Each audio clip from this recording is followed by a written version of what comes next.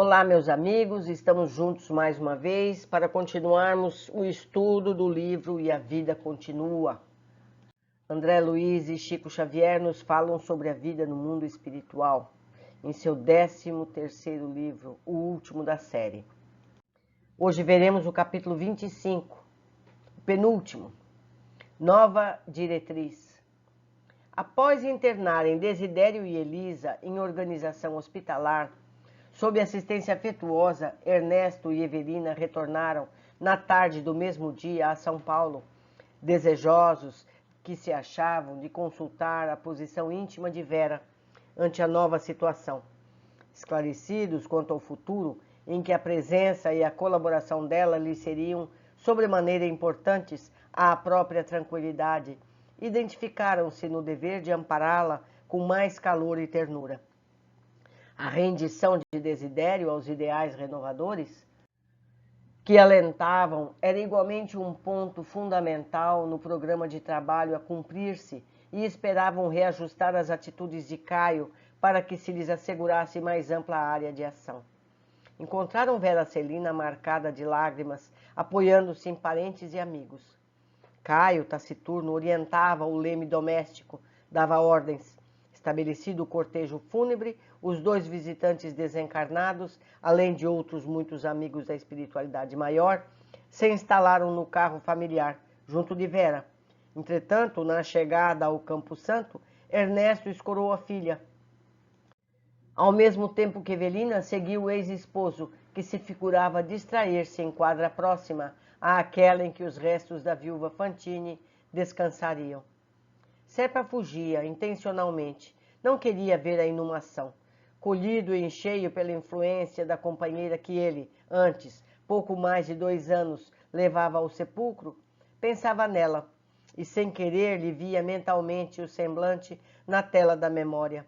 Não longe dele, Vera chorava nos braços dos amigos, enquanto ele mesmo, sorumbático, refletia e refletia. Lembrava-se de quando deixara a mulher morta em outro cemitério, da Quarta Parada. É um cemitério paulista, todos dois. Rememorava-lhe a partida, revisava na imaginação os incidentes havidos. Era crepúsculo, qual ocorrera ali em Vila Mariana, e as mesmas inquirições lhe vinham à cabeça. A vida terminaria sem montões de pedra e cinza? Para onde se transfeririam os mortos na hipótese de continuação da existência? Onde estariam os pais que ele vira partir nos dias da juventude? Em que região andaria Evelina, a esposa que amara desmedidamente na primeira mocidade e de quem a enfermidade e a morte o haviam separado? Recordando-a, sentiu-se ligado a outra penosa reminiscência, Túlio Mancini. O coração se lhe arrochava e passou a indagar de si mesmo por que motivo se confiara à loucura de assassinar estupidamente o colega. O delito aflorou-lhe a memória com todas as minudências.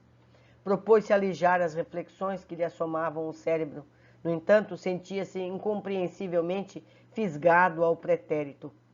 Não podia perceber que Evelina, em espírito, ali estava rente a ele, diligenciando acordá-lo para a verdade.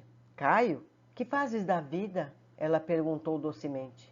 O advogado não registrou a indagação com os tímpanos corpóreos, mas ouvia na acústica da alma, julgou monologar. Caio, que fazes da vida? Repetiu inconscientemente as palavras da companheira desencarnada no ádito da própria consciência. Passou a considerar que o tempo fugia sem que se desse conta de si mesmo. Em que valores permutar o patrimônio das horas? Em que recursos convertia a saúde e o dinheiro? Que bênçãos já teria espalhado com o título acadêmico que ostentava? Na condição de amigo, exterminara um companheiro na posição de esposo, não tivera coragem de ser bom para a mulher quando sitiada pela doença. O olhar se lhe esbarrou, sem querer, no ritual do sepultamento de Elisa, e inquiriu de si mesmo o que teria representado para a morta. Sinceramente, não se sentia bem consigo próprio, realinhando na imaginação a impaciência e a dureza com que lhe sempre a tratara, preocupado em arrebatar-lhe a ternura da filha. Avaliando as péssimas notas que a consciência lhe conferia no educandário da existência, embora de longe, fixou Vera a esquadrear-lhe o íntimo através do semblante. Caio, assoprou-lhe Eveline aos ouvidos da alma, pense nos teus compromissos. É tempo de legalizar a situação da jovem que se entregou a ti sem qualquer restrição.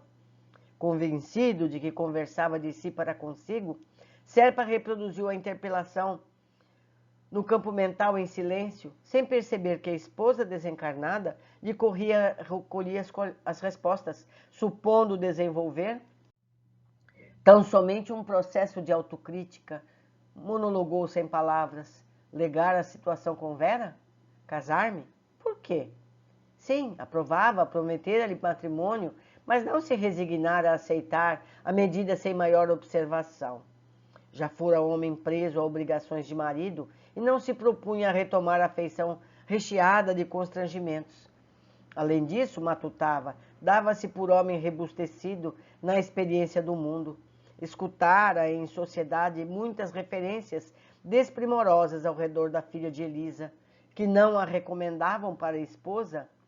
De rapazes diversos, obtivera apontamentos que lhe enedoavam a ficha de mulher. Por que entregar meu nome a uma criatura tida por inconstante? Caio, quem és tu para julgar? A interrogação de Evelina repercutiu na alma dele em forma de ideia fulgurante que o enterneceu e assustou. E qual se pensasse em voz alta, a falar espiritualmente de si próprio, recebia novas exortações semelhando impactos da verdade que lhe atingirem o ádito do próprio ser. Caio, quem és tu para julgar? Não és, igualmente, de ti mesmo alguém onerado com débitos escabrosos perante a lei? A que título condenar sumariamente uma jovem prejudicada pelos enganos da sua condição de menina moralmente desamparada? Na base das advertências que lhe eram endereçadas, prosseguia indagando-se: seria justo abusar dela agora que se via praticamente só no mundo? Se a desprezasse, para onde iria? E quem era ele, Caio Serpa, senão um homem no rumo da madureza, reclamando a dedicação de alguém para que o comboio da vida se não lhe descarrilasse? Conhecia ele toda a escala dos prazeres físicos de que lucrara finalmente com isso? Se levava toda a manifestação afetiva para o terreno da irresponsabilidade e do abuso? Que recolhera senão cansaço e desilusão das noitadas barulhentas, cheias de vozes e vazias de sentido? Até ali, que lembrasse, nunca ajudara ninguém. Sabia ser afável até o ponto em que as circunstâncias não o desconcertassem, não os descontentassem. Bastava, porém, um leve ponto a contrariá-lo em quaisquer acontecimentos para que se internasse nessa ou naquela escapatória, no claro intuito de não se incomodar. Não teria chegado o momento de auxiliar a outrem, agir a favor de alguém? De começo empenhado à conquista, acumulara Vera de gentilezas, carinhos, enredara-lhe as atenções, depois o fastio daqueles que não mais sabem amar, quando a chama do desejo se lhes extingue na cadeia da forma. Entretanto, não lhes era lícito negar que a moça lhe dera os mais altos testemunhos de confiança. Vera Celina se lhe entregara de todo e, por fim, não vacilara a humilhar a própria genitora a fim de colocar-lhe nas mãos todos os bens. Serpa registrava todos os argumentos da companheira desencarnada, a feição de uma lâmpada que se julgasse fonte de luz, de que se beneficiara a ignorar que a recolhe da usina. E opunha contraditas, consociar-me, perder-me. Por quê? Não tenho toda a satisfação do homem casado, sem as peias do matrimônio? E a voz de Evelina ressoar-lhe novamente no espírito. Sim, és o elemento comando da união. Entretanto, como não te garantires contra as tentações do futuro? Como não te imunizares contra as tuas próprias inclinações para a aventura, doando a ela o elemento obediência, a tranquilidade de que carece para servir-te? Acaso te julgas livre das tendências à leviandade que te assinalam o campo afetivo? Não será recomendável lhe assegures a paz, preservando a paz em ti mesmo, pela submissão às disciplinas justas da vida? Pensa, imagina-te à frente de tua própria mãezinha, já que quase todo homem procura na esposa, acima de tudo, o apoio maternal e a madureza furtou na infância.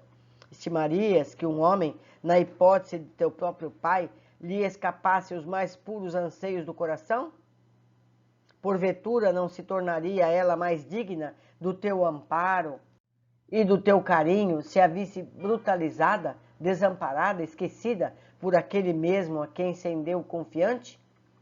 Por que alegares sofrimentos passados para menoscabar a criatura que amas, se semelhantes provações fazem dela alguém com mais acentuada necessidade de tua proteção e entendimento?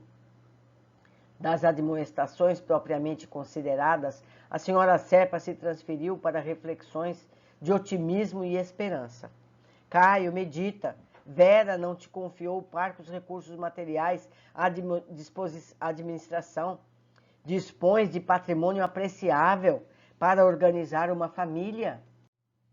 Pondera quanto às bênçãos do futuro. Escuta, creias ou não em Deus e na sobrevivência do espírito, além da morte, carregas contigo um doloroso problema, até agora inenarrável da mente, remorso pelo homicídio praticado, a lembrança de Túlio Mancini, abatido por tuas mãos.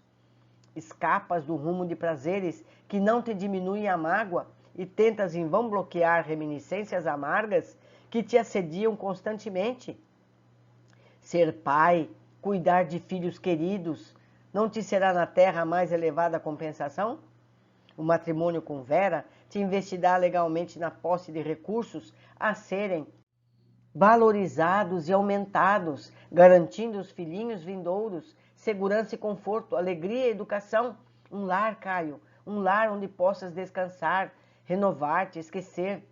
Filhos em que te reverás o convívio de Vera, cuja presença te lembrará o refúgio maternal. Diante daquelas santas evocações de paz e ventura que jamais experimentara, pela primeira vez, depois de muitos anos, Serpa chorou. Eveline continuava. Sim, Caio, lava o coração na corrente das lágrimas, chora de esperança e de júbilo. Confiemos em Deus e na vida. O sol que hoje se põe voltará amanhã. Contempla essas lousas, fita os sepulcros à frente. De todos os lados explodem verdura e flor, a dizer-te que a morte é ilusão, que a vida triunfa, bela e eterna. De um e de outro mundo, os que te amam regozijar-se-ão com os teus gestos de entendimento. Túlio te perdoará, Elisa há de abençoar-te. Coragem, coragem!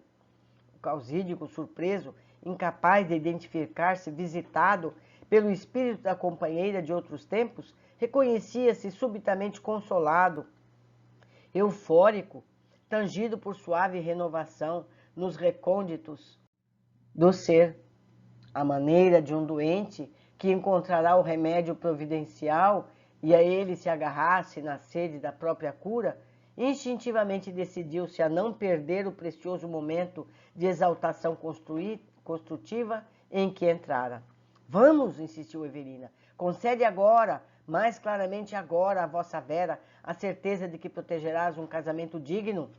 Sucedeu o inesperado. Habitualmente agressivo e rebelde, Caio Serpa arrancou-se humilde do lugar em que se plantara. Avançou sempre abraçado pelo espírito da ex-esposa na direção do grupo em que a jovem se apoiava. Ali, de pensamento conjugado ou da mensageira espiritual, observou a moça sob novo prisma. Pareceu-lhe que começara a amá-la de maneira diversa. Viu-a mais cativante na dor que demonstrava, percebeu-lhe a solidão, a sede justa de companhia. Às súbitas, reconheceu-se também só, a requisitar-lhe mais intensivamente a dedicação e o carinho para viver. Já não sabia, naquele inovidável instante, se a queria como a impertinência de um homem ou com a ternura de um pai. Abordando-a, tomou-lhe o braço de leve e comunicou-lhe em voz alta, no propósito de alicerçar a própria declaração com o testemunho dos amigos presentes. Vera, não chore mais. Você não está sozinha. Amanhã mesmo cogitaremos de organizar documentação precisa para casar-nos, tão breve quanto possível. A interpelada lançou-lhe um olhar significativo e agradecido, e enquanto ambos se escoravam um no outro para o retorno à casa, Eveline e Ernesto, com os amigos desencarnados atentos às derradeiras homenagens à viúva Fantini, entraram em prece, agradecendo ao Senhor a bênção daquela transformação. Mais um passo importante estava articulado para um futuro melhor. Caio e Vera levantariam o lar no amparo divino. Túlio Mancini ressurgiria para a terra no tronco daquele mesmo que lhe subtraía a existência, satisfazendo a lei do amor que determinava seja o ódio e a vingança para sempre banidos da obra de Deus. Mais tarde, Elisa se lhes reuniria por filha. Bem-amada, Caio se reconfortaria e certamente seria outro homem ao ver-se continuado na posteridade feliz sob o olhar carinhoso de Vera, que o amava ardentemente. Evelina cismava em tudo isso, incapaz de sofrear o pranto de júbilo. Continuava amando o ex-esposo, porém noutro nível, e com toda a alma agradecia ao Senhor a existência de Vera Celina, a quem passara a reverenciar e a querer bem, na condição de protetora, cujos serviços se manteriam para ela inesgatáveis. Em transporte de alegria, correu ao encontro dos noivos e, antes que Serpa se aboletasse no automóvel, junto da companheira, abraçou-o, reconhecida, e pela primeira vez bradou-lhe ao coração, com a celeste emotividade do amor purificado a labaredas de sofrimento. Caio, meu filho, sê feliz, que Deus te abençoe. Em seguida, inclinou-se para Vera, beijou-lhe a mão, com um enternecimento indescritível. O auto rodou de volta. Evelina e Ernesto, por longo tempo, ainda se demoraram em oração, no tranquilo santuário da morte, transfigurado ali para os dois em pouso de reconhecimento e alegria ante as primeiras estrelas que começavam a luzir na selva da noite, quais lanternas de fogo e prata, clareando o caminho para Deus a pleno céu azul. Meus amigos, aos poucos tudo vai se encaminhando para os ajustes do bem maior. Que tudo isso nos sirva de estímulo para que possamos entender as coisas que acontecem em nossas vidas. Os momentos que também entramos em meditação, achando que é tudo nosso pensamento. Lembro, no entanto, que essas inspirações podem ser positivas, como foi a que nós vimos aqui, como também negativas, nos encaminhando ao mal agir. Essa decisão é nossa.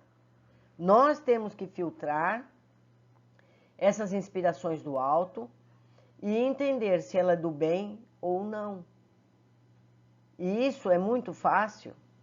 Se os pensamentos que estão nos acolhendo são positivos, são para comportamentos dignos, devemos seguir sim, mesmo que isso nos pareça difícil. Não é verdade? Deixo aqui meus contatos para que vocês possam também fazer os seus comentários e possamos crescer juntos. Um grande abraço e até o próximo e último capítulo.